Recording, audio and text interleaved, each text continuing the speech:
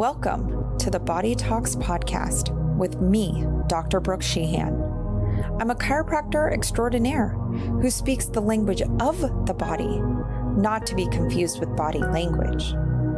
Join me on this show as I disrupt current beliefs about where health comes from and how you can discover your greatest health potential without having to spend hours away from your life's work in order to do so. Because reaching these levels of health is possible once you learn how to carry on a dialogue with the greatest creation to ever exist, the human body. By tuning into the whispers your body speaks and addressing them, you avoid the potential damage that is created when the body begins to scream, allowing you to experience healing in a whole new way. This show will guide you towards true health so you can continue to change the world. Your body holds the answers. I'm here to help you discover them on the Body Talks podcast, starting now. Hello. I am so excited for this episode. I thank you so much for being here. This is another episode of the Body Talks podcast with me, your host, Dr. Brook. And today we are going to get into the topic of how to really cultivate a relationship with that small little voice inside of you. You know, if you're a patient of mine or a potential patient or somebody who understands the work that I do, you know that I'm always talking about the aspect of there is this intelligence inside of us. There's an intelligent being inside of us. To me, it's almost separate from my conscious self, right? My conscious self knows I'm sitting here in front of you. I'm sharing into this microphone. I'm talking. This is what my conscious self is doing. My subconscious self, or the aspects about myself that I'm not thinking about on an everyday, moment to moment, second by second basis, is doing work and doing things that I don't even fathom entirely what is happening, right? There's that intelligent being that our bodies, the intelligent being of our bodies, that is constantly working and doing and communicating and sharing and whispering and doing all of these things, working diligently to keep our conscious selves well. Because without the subconscious parts of us, there can't be any conscious parts of us. Let that settle in. Without the subconscious parts of us, there can't be any conscious self of us. We can't be here. I can't be here sitting with you, in this chair, speaking in this microphone, talking to you right now, if it wasn't for the subconscious work that is being done every single day, moment by moment, to keep my vocal cords going, to keep my muscles moving, my eyes blinking, all of the internal intestinal tract moving, heart pumping, all of it can't happen without that subconscious network of events that is happening internally.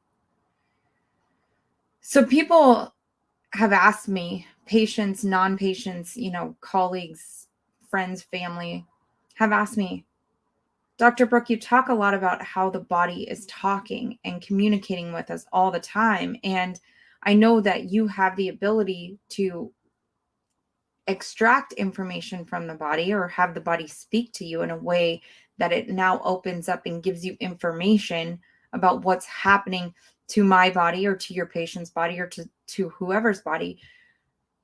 But how can I begin to develop a relationship with my body so I know what it's saying or how it's communicating, and then I can learn to trust myself better?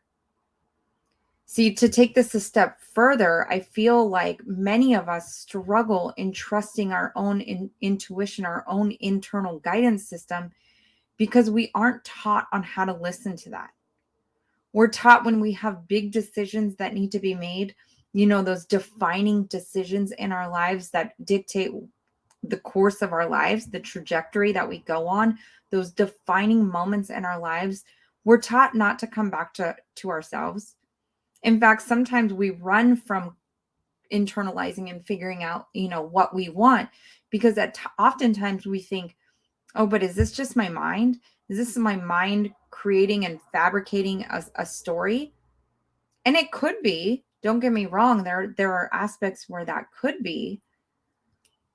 But in the same sense, how much do we leave our internal guidance system and go off to talk to friends, go off to talk to family members, go off to speak to, some guru on the internet? We ask a question in a query box and hope that they can answer, or we look for psychic readings and we do all these things of, maybe these people are going to tell me the story of my life and tell me the information that I want to hear.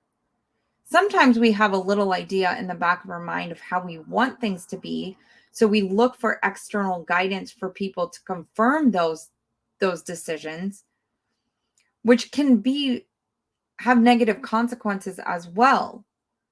It's really important to come back to our source within, the internal intelligence, the guidance, the thing that emanates life within us. Because honestly, there's so much to be gained when you turn inward and you begin asking questions inside of you. Now, this is not just speaking of, okay, the body has intelligent wisdom and it communicates and it speaks, because absolutely. But there is a spiritual guidance, or there's a power greater than just the subconscious body that is having, the body is communicating as well. But when you're in flow with what your body is wanting, oftentimes you can be in a good state with, the universal guiding principles. So the way that this can be done efficiently or effectively is what I like to call a game of this or that.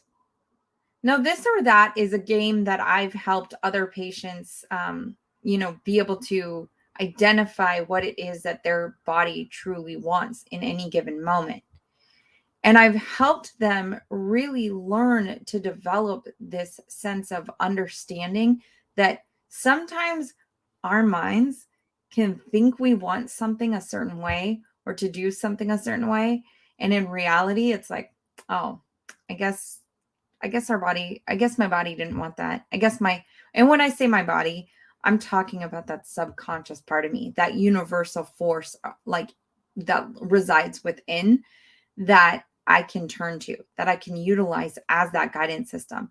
When I began utilizing my own guidance system is when I had massive breakthrough in my life, when I've actually noticed, oh, my will was to do this. Its will was to do that. I did its will, and the world opened up. So defining decisions in your life are those big, huge decisions that you need to make. But I don't want to play this or that with defining decisions yet. Because just like building any skill or building muscle and going to the gym and working out and all of, those things that we do to develop ourselves into better human beings, we're going to start the game off this or that with inconsequential decisions. Inconsequential decisions are those decisions that we make every single day that are super small, that aren't defining the entire trajectory of our lives on whether we're going to marry somebody or get this new job or start a business or move to a new town. They're just like, do I go for my morning coffee at home? Do I run off to the, pastry shop? What am I going to do this morning? Am I going to exercise? Am I going to go to the gym? Am I going to walk, or am I going to read? These are small, inconsequential decisions. Of course, over time, small, inconsequential decisions can make big impact or can make big pitfalls, right? If they're bad habits, inconsequential decisions of bad habits of smoking a cigarette in any given moment, or, doing drugs or alcohol or whatever, right? Those things can have ill effects as a buildup. But I'm talking about inconsequential decisions like coffee or tea, right? So, do I have coffee this morning or do I have tea this morning? These are questions that you can ask yourself. And this is what I tell my patients. When you're working through and starting this practice of this or that and really tuning into that voice, try this. Try, do I want coffee? When you ask the question, and feel into that. Just whatever, it doesn't, you don't have to sit there for 10 minutes or 5 minutes or even a minute. You can sit there for a second just to see how your body feels. Do I want coffee? Do I want tea? How do I feel when I say that? Is my body feeling a certain way? Am I getting a strong resounding yes towards tea, but I mentally want coffee? Or am I getting a, resounding no? No, you don't want tea? Okay, if I don't want tea, I gave this or that. So if it's a no to tea, then it's a yes to coffee. So it's using two things, two separate things. It's not going down the list of, all right, body. So we got, mile long run or a swim in the pool or a 10-mile bike ride. Which one? If you start giving yourself a long list and trying to isolate, especially early on in the game, that is going to be very difficult for you to really start to tuning in to those subtle changes, those subtle voices. So this or that, coffee or tea, morning run or at-home workout, weights or resistant bands. Do I want to, go left on my way to the office, or do I want to make a right-hand turn and take a different way to the office and switch things up? We end up in such a almost what's the term, where we're just kind of living life, in motion and not really stopping and thinking about what we're doing because we're so habitual in moving through our habits of, okay, this is the route that I take every single day to work. And this is the route that I take every single day. This is the grocery store I shop at. This is this. And we're just in robotic mode, right? We're just moving through the motions. And so this or that, by operating and utilizing this concept, is allowing you a chance to see what your internal guidance system, what that aspect of you actually is desiring and wanting. Because doing that versus, okay, well, I know that it's only going to take me 5 minutes to get to work if I go this way versus 10 minutes if I go that way. But you have no idea what's on the other side of that. You have no idea. Maybe there was an accident you would have missed. Maybe there was a person you were to have met. Maybe there was, all sorts of different things.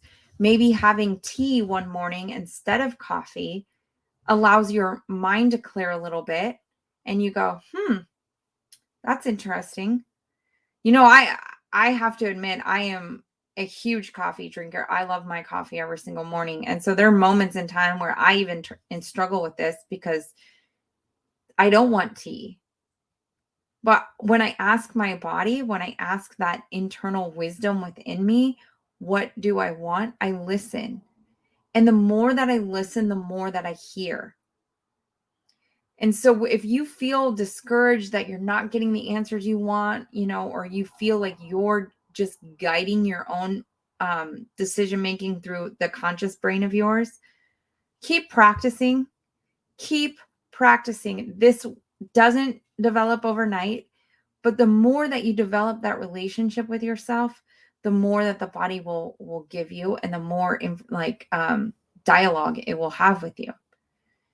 Because the way that I look at it is when you're beginning a new relationship with anyone, a friend, a colleague, a coworker, anyone, what happens?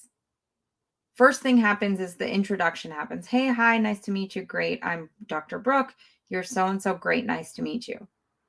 They don't know what I struggle with. They don't know my life secrets. They don't know, what makes me tick or what gets me excited or, what makes me angry and sad or any of that. They don't know.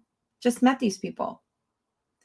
But as I began to develop a better relationship with them over time, more gets shared, more comes out, more of the vulnerabilities are shared, together. So think about that when you're having this communication with yourself. It's not about trying to get your intuitive body just to tell you every aspect of every area of your life when you have not developed a relationship with it.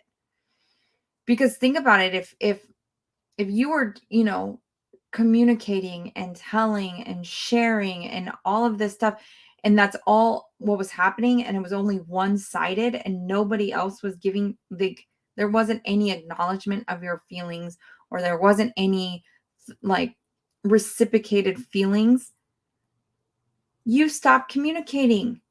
So at one point, your body's still working, it's still doing its job, it's still communicating with each of the cells within it and all of the material that lives and resides in those cells.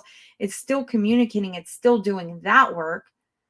But it says there's no point. Why am I even going to try to share with them, share with her, share with him what is happening? Why am I even going to say what is needed to help me elevate to the highest level of health I can be? And this is health in every single area, physically, spiritually, emotionally, mentally. This is not just, health in one realm, but in all of it. So really, truly think about that. You have been so far from having that really close-knit relationship with yourself that your body is like not even like, they're like, okay, like what's the point? I'm not even going to say anything until it becomes so bad, and then I'll start screaming at you, and then I'll tell you, hey, here's cancer. I've been telling you about it before. I've been telling you there was problems underlying all this other stuff. You didn't listen. So I just kept my mouth shut and just kept going and trying to adapt and trying to do my work until I couldn't anymore. It's so important to develop that love and that mutualistic relationship within yourself. Because that aspect of yourself is desiring so badly to be heard and so badly to be communicated with in a way where you guys both understand each other. And I'm talking, if you haven't picked up yet, talking about that conscious aspect of you and that subconscious aspect of you as two separate pieces to the greater whole. So I'm curious.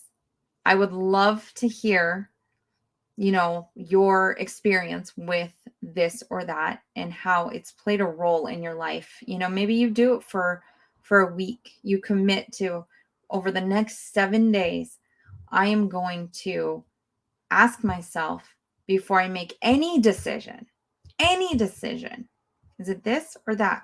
I'm really going to tune into how I'm feeling. It's not up to be neurotic and thinking so deeply and what do I do? What do I do? What do I do? But in any decision, in any inconsequential decisions, do I go to this gas station or that gas station?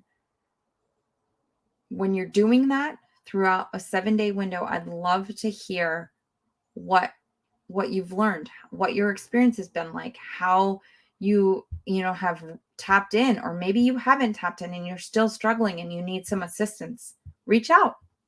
I'm definitely happy to help you move through this process and learn and develop, because it's a beautiful thing. It truly is a beautiful thing when you have that intuitive guide and you trust that intuitive guide, and then you begin to trust yourself. And then it's like, it's okay to ask for outside thoughts and, feedback on things, because there's aspects of our shadow self that we can't see. but to foundationally have a good understanding of who we are at the core, so we're not easily swayed in one direction. Because if you've ever asked anybody for help in making a decision, I'm sure you were faced with 3 people said this and 2 people said that. And then you're stuck with, do I do this? Duh, what do I do? It's good to get the feedback because there's pointers or there's things that you might not be considering about a situation. But then you take those feedback and opinions after having already developed that trust and intuitive guidance within yourself, and you go, okay, I see these aspects. I see these areas in which that, change needs to be made or little slight improvements. And then you make the decision and you're okay with the decision because you know that decision isn't just being made out of thin air and you're not just on a whim making a decision, but you're making a decision knowing that you made the decision from your intuitive guiding system and you're not easily swayed. So then you get to that destination or that new job or, buying the home or marrying the person, and you're going, okay, I know it's not going to be rainbows and butterflies every day. I didn't make this decision, or my body did not tell me this decision just because it was going to be easy, but because it was going to help me grow and evolve. And this is the next stepping stone I had to take in order to become the person I'm becoming. It's interesting. We talk about stepping stones. And, there's been a lot of stepping stones in my life in the past that I never even really recognized until you look back, right? Steve Jobs quote, like, you got to trust that the dots will connect in the future. Because when you look backwards, you can see how the dots are connecting, but you can't see the dots connecting in the future. You have to trust that process. And so all of the big, just like big, huge defining decisions that I had to make in my life, I didn't know I was making at the time. And I didn't have this knowledge and this understanding of myself, subconscious self, and the intuitive wisdom and the guidance that lives and resides within me, and that relationship with my body to address her, to talk to her. I didn't know I had that. So now when I'm utilizing and operating, it's easy, it's in flow, it moves and it goes. And I'm not, constantly stuck in these positions of what do I do next? But I know that each step of the way, it's bringing me closer to the woman that God designed me to be. So I hope that encourages you. I really hope that encourages you. I'd love to hear about how your practice has been with this. Reach out, connect. If you need help in any way to get down to this, or maybe you're experiencing some health challenges, I'm your girl. I'm your doctor, and I will definitely help you get the answers that your body is holding. Your body holds all of the answers. I can help you discover those answers on a much deeper level. But for now, I want you to practice this or that. Coffee or tea or water or this or exercise or that. It doesn't matter, every small decision you're making today and over the next course of the week, I want you to utilize this or that. Tune in, feel in, know what your body is trying to say to you. Learn, develop, grow. And until next time, I will see you later. Bye. Thanks for tuning in to the Body Talks podcast with me, Dr. Brook Sheehan, where you're learning to pay close attention to the whispers your body is speaking so you can live a life fully expressed physically, spiritually, mentally, and emotionally without spending time and money on healthy items that aren't right for you. You're uniquely made, and your healthcare needs should reflect that. To learn more or how you can work with me, visit drbrooksheehan.com, that's Brook without an E, and discover your answers today.